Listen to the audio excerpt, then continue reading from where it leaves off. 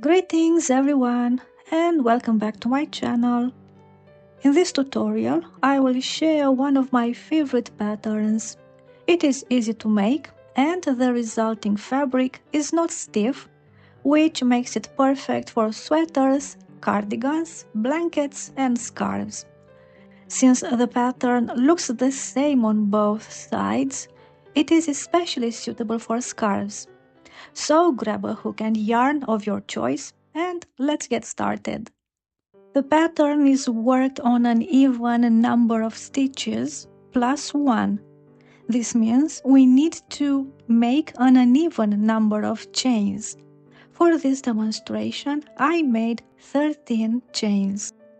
Begin the first row by working a single crochet into the second chain from the hook. I like to work into the bump of the chain as it creates an even edge. Next, work a double crochet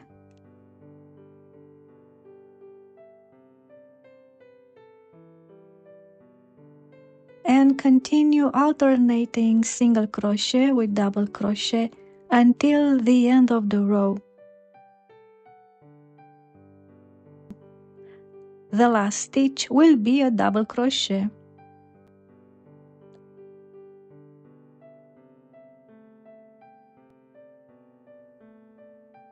You can see the neat edge created by working into the bump of the chain. Before starting the second row, chain 1 and turn your work. The second row is worked by placing single crochet into the double crochet and double crochet into the single crochet of the previous row.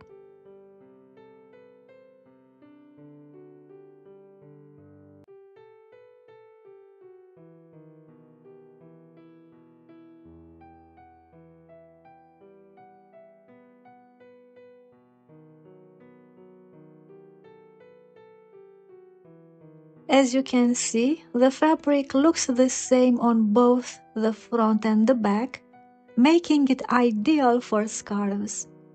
Continue working this pattern in the same manner until you reach the desired length. The fabric has a lovely texture and feel, and it is stretchy.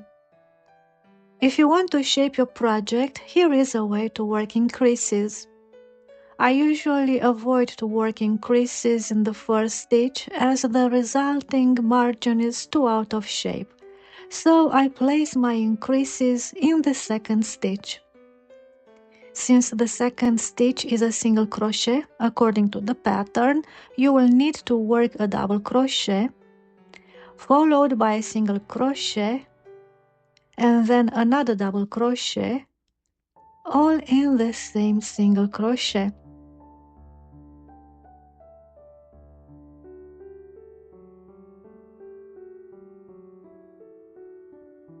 Continue the pattern alternating single crochet with double crochet.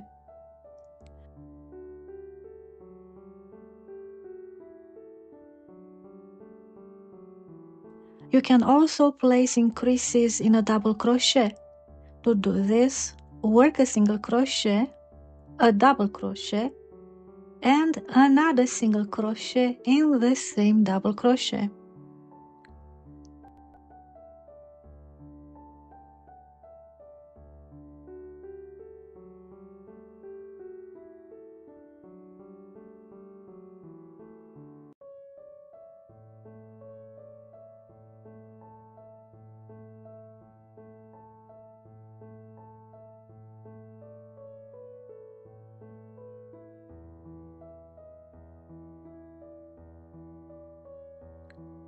I will now work one more row.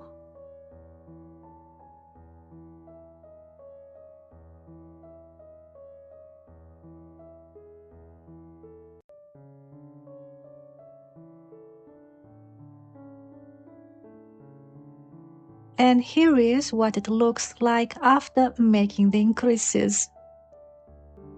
I used this pattern for this top-down blouse. I hope you enjoy this pattern and use it for your projects. If you found this tutorial helpful, please hit the like button, share the video, and subscribe to the channel if you haven't already. Thank you for watching and see you next time.